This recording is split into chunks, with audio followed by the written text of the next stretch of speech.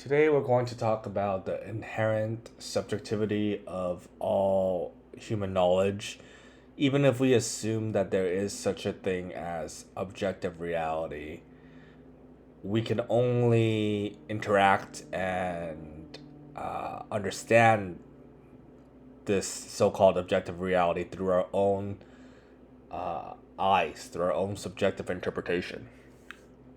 Um, Experientially, there are things that we think of as being more objective, like mathematics, for example, and there are things that we think of as more subjective, such as what a poet means through his or her words. But ultimately, irrespective of whether you're talking about mathematics or about poetry, um, our understanding is filtered through a subjective experience.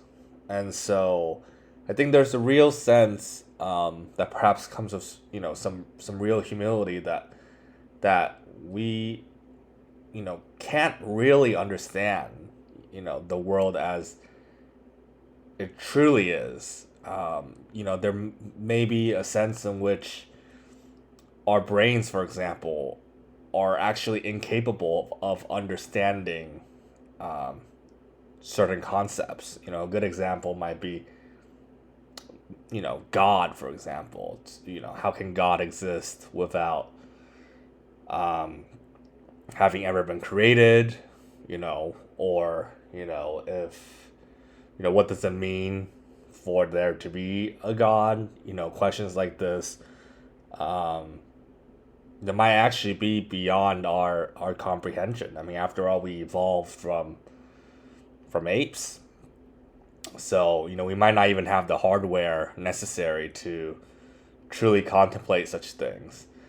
That's not to say, I mean, that's just an example. I'm not sure if there is a God.